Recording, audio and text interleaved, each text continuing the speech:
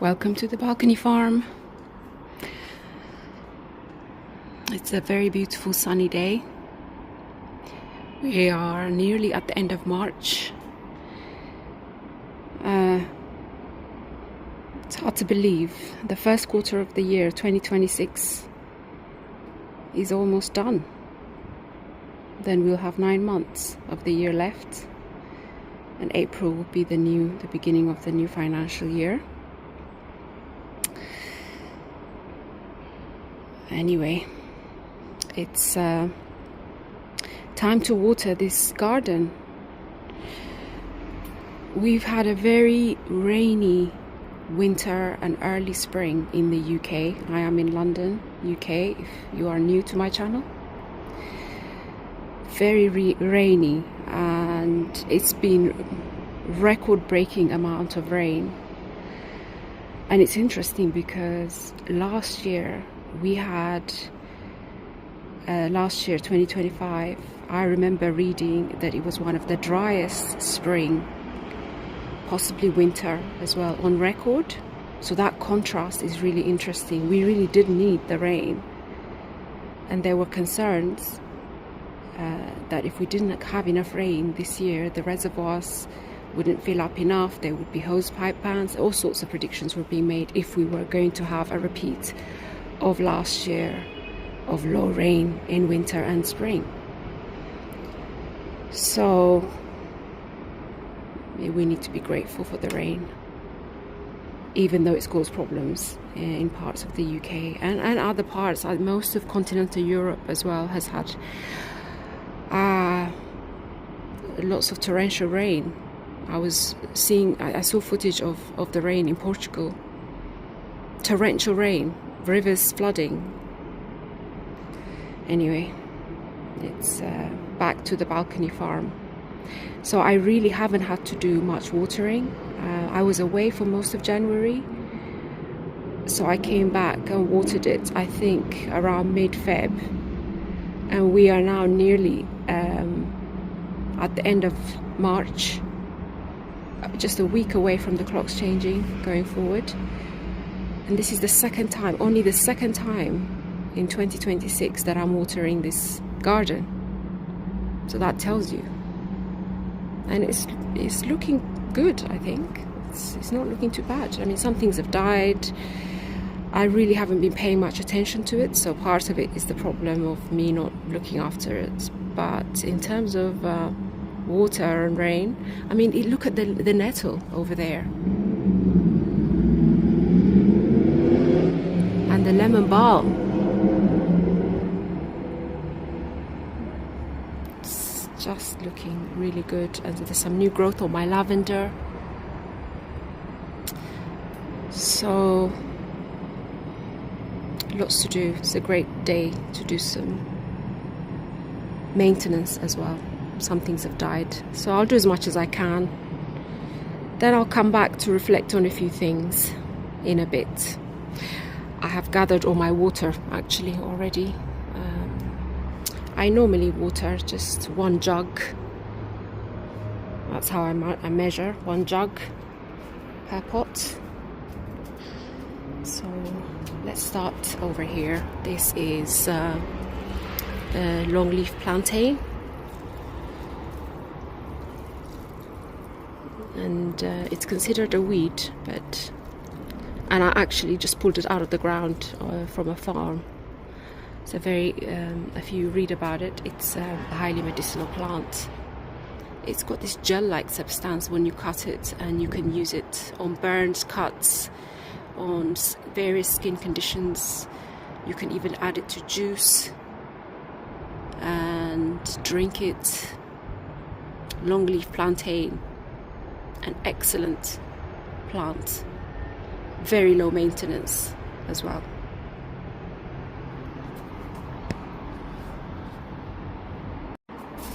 Next is the nettle. Again, pull this out of the ground, makes excellent tea. And another highly medicinal plant that's overlooked. And this isn't a cultivated plant. It's kept its wild properties throughout time.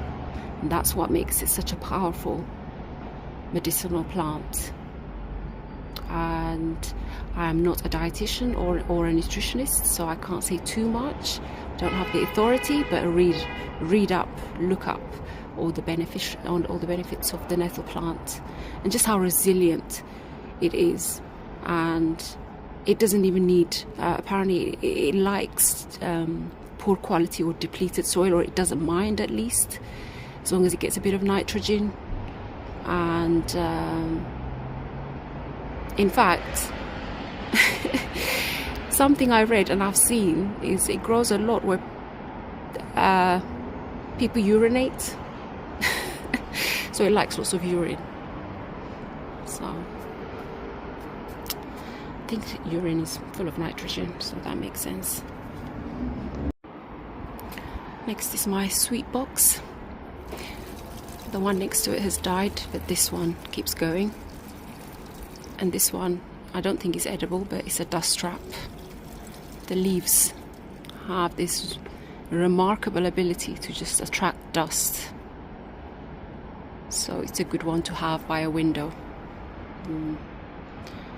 I will reuse the soil there because I do need some soil. This is calendula, which has beautiful flowers, and again many uses, including for coloring.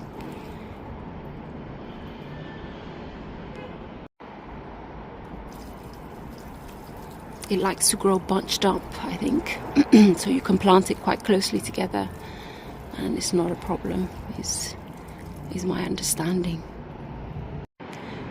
And the lemon balm, which is one of my favorites. I think spring, early summer is its favorite season because it just looks so good. The leaves look so vibrant, and the tea, the smell, incredible.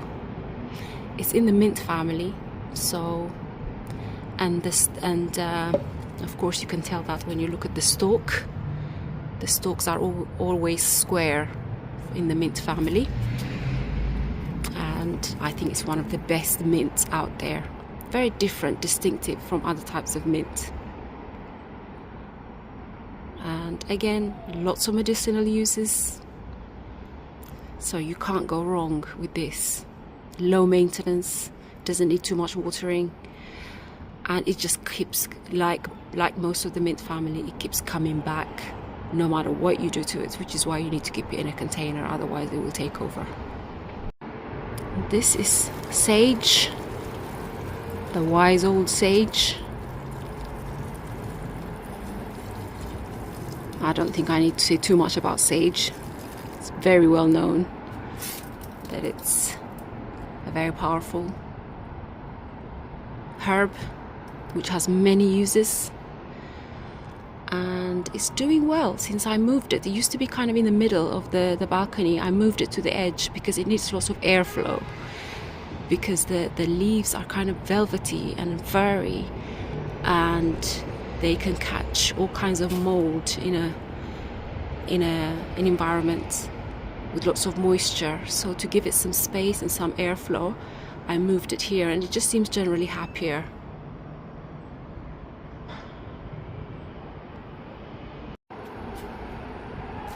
And this is a mix of rocket or arugula and beetroot. I've had this for well over a year.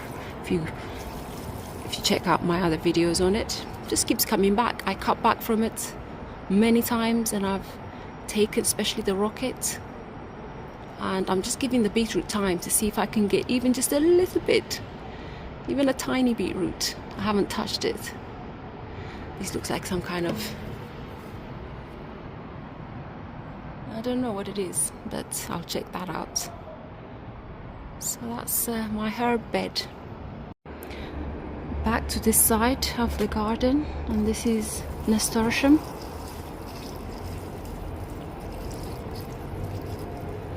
It likes this time of year before it gets too hot, and then the leaves start getting smaller. I think it likes a cooler climate, but it can deal with some heat as well. And again, another very easy low maintenance plant. It just grows and again takes over unless you manage it. And very spicy, mustardy, wasabi type flavor.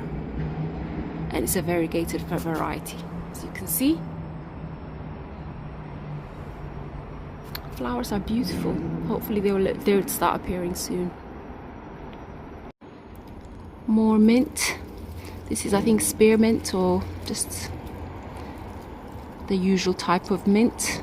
Another one that always comes back. So really don't need to do much other than watering.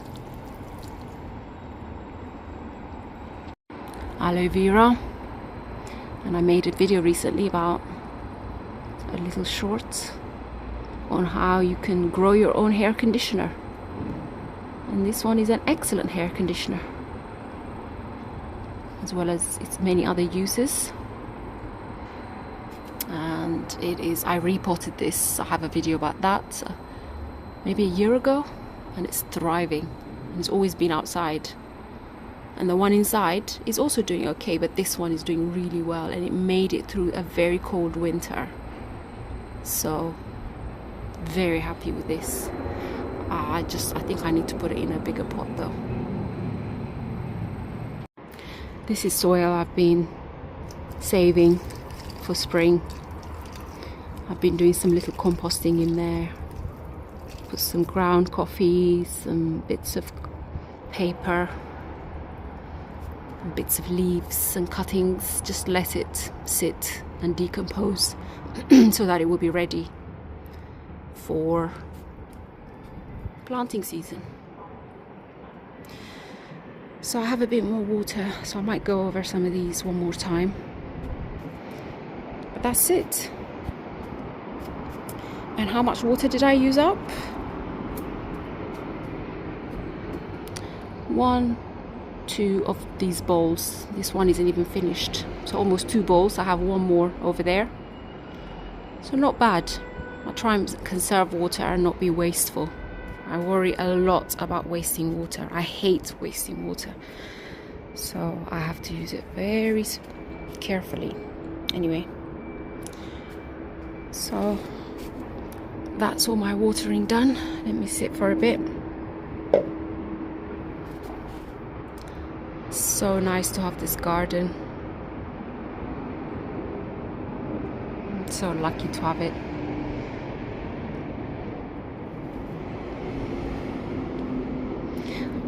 What's my plan for the rest of the year with this garden? Not much really. Maintain and more importantly, spend as much time as possible sitting here on my balcony, getting some sun. I get some morning sun until about maybe 2-3 p.m. It's from about 10, so that's the best time to be out here to get some sun. Get back into microgreens, which I love growing. I've got some moringa seeds that I've brought back from Ethiopia, so I will do that. That's it really. Sometimes I think about how long I'll be in this flat, how long I'll have this garden, this flat, this space, because it's just not guaranteed. It's becoming increasingly difficult to live in London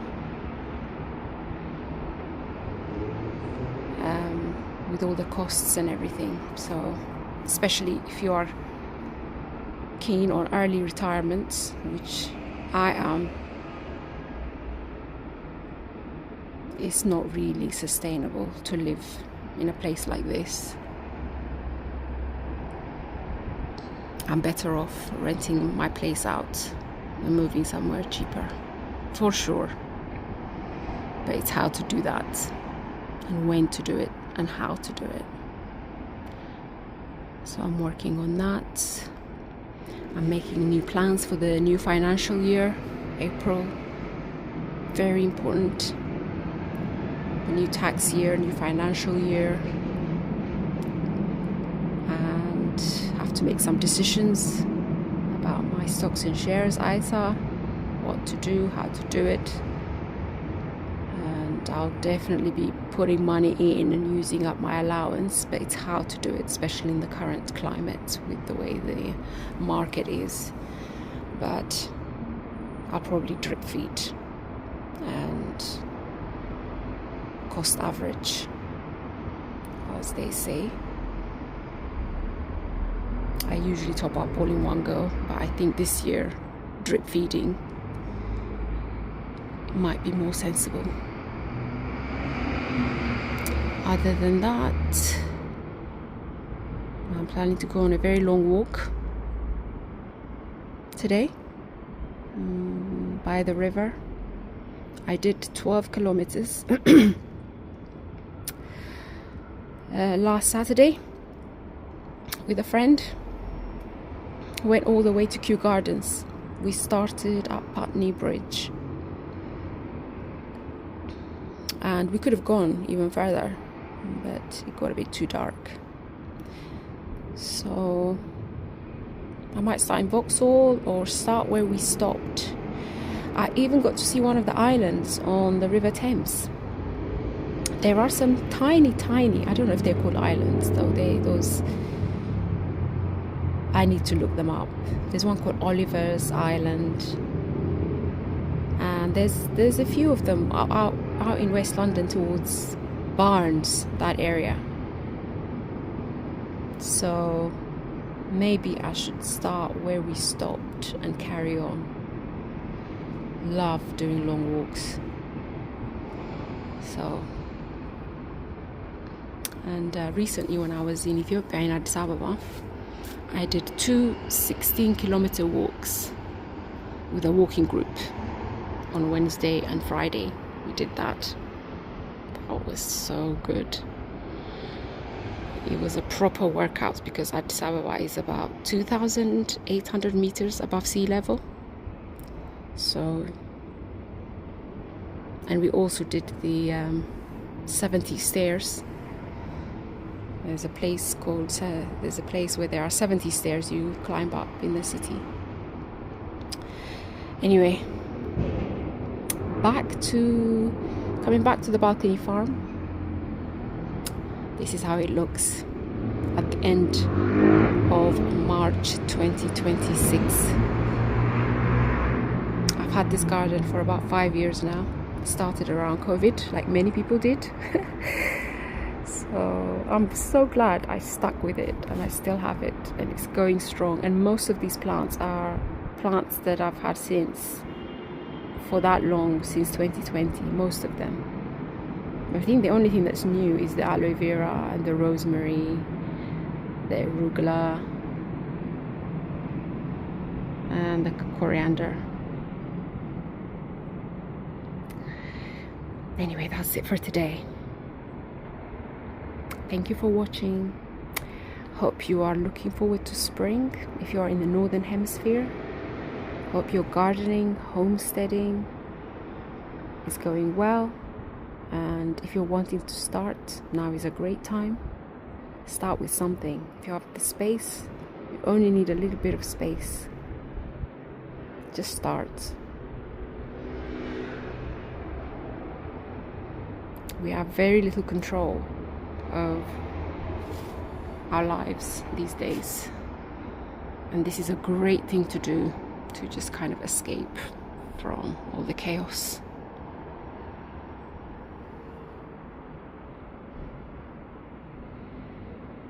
Happy spring. Thank you for watching. Bye.